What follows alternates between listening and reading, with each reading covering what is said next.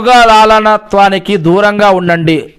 భోగభాగ్యాలుగా ఎంజాయ్మెంట్లతోటి విలాసవంతమైన జీవితం గడపడం కోసం ఇటువంటి వాటిల్లో దూరంగా ఉండడం మంచిది. ఎందుకంటే దైవ ప్రేమకు పాత్రులైన దాసులు భోగలాలసులు కారు.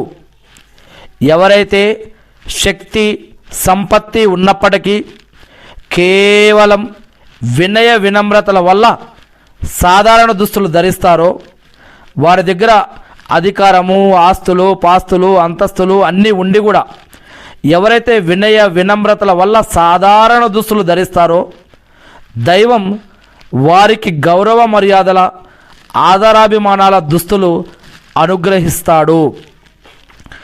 ఏ వ్యక్తి ఒక విశ్వాసికి బట్టలు ప్రదానం చేసి అతని దేహానికి ఆచ్ఛాదన కల్పిస్తాడో, అతనికి అల్లా ప్రళయ దినాన స్వర్గలోకపు పచ్చ బట్టలు ధరింపజేసి సత్కరిస్తాడు.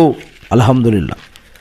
ఒక విశ్వాసి తన మరో సోదరునికి బట్టలు తొడిగిస్తే ఆ దుస్తులు అతని శరీరంపై ఉన్నంతకాలం తొడిగించిన వ్యక్తిని దైవం తన సంరక్షణలో ఉంచి కాపాడుతూ ఉంటాడు.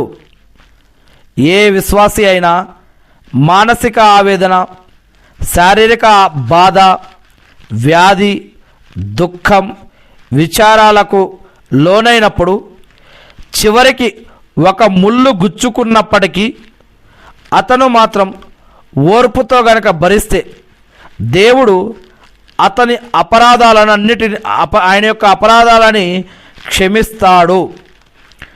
విశ్వాసికి శారీరక బాధ వల్ల కానీ, వ్యాధి వల్ల కానీ, లేక మరే కారణం వల్ల కానీ కష్టం కలిగినట్లయితే దానికి బదులుగా వృక్షం తన ఆకుల్ని రాల్చివేసినట్లు దేవుడు అతని పాపాలన్నిటినీ కూడా ప్రక్షాళన చేసి వేసేస్తాడు.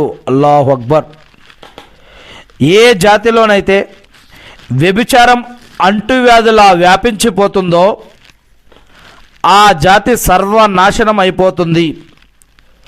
ఏ జాతిలో అధర్మం, అసత్యం ప్రబలిపోతుందో దైవం ఆ జాతిలో శత్రుభీతిని, భయాన్ని కలుగజేస్తాడు. దేవునికి అన్నిటికన్నా ప్రీతికరమైన ఆచరణలు 3: నియమిత కాలంలో చేసిన నమాజ్, కరెక్ట్గా సమయంబద్ధంగా చేసినటువంటి నమాజ్, దైవ ప్రార్థన. 2, తల్లిదండ్రుల పట్ల